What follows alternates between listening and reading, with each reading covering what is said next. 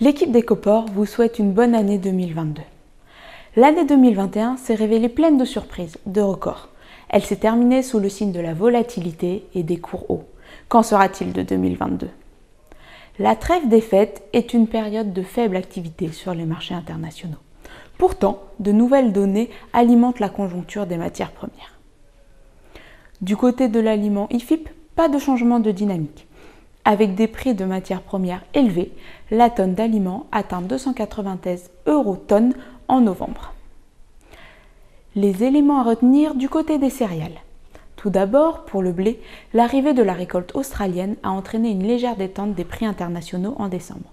Pour autant, le marché reste tendu, avec des stocks mondiaux de fin de campagne toujours en dessous de la moyenne quinquennale, malgré une légère augmentation comparativement à novembre.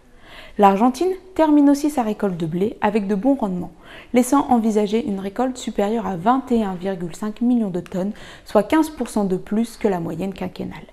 À noter, les taxes à l'export en Russie vont atteindre des records début janvier, diminuant la compétitivité de cette origine. De 94 $ la tonne fin décembre, elle est passée à 98 $ la tonne la première semaine de janvier. Sur le marché français, le prix du blé atteint 267,9 € la tonne en moyenne en décembre. Maintenant, qu'en est-il du maïs?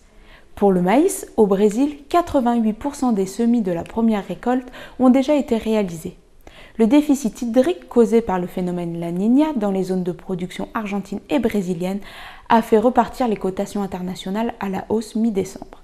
Les précipitations survenues fin décembre ont tout de même permis de limiter les risques de perte de rendement.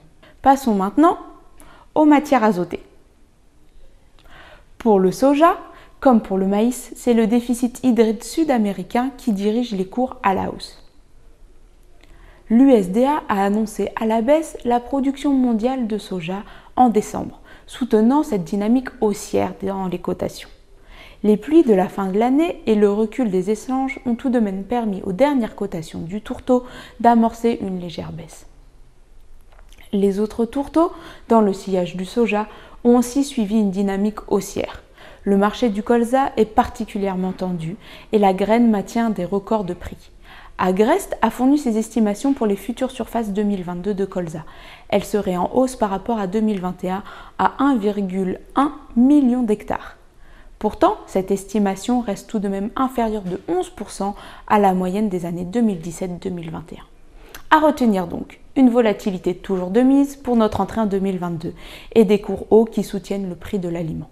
La conjoncture du marché des acides aminés est aussi à regarder. Avec une augmentation de 50% du prix de la lysine en Chine sur un an, les stocks sont faibles et l'arrivée du Nouvel An chinois et des Jeux olympiques d'hiver risque de ralentir le fonctionnement des usines chinoises.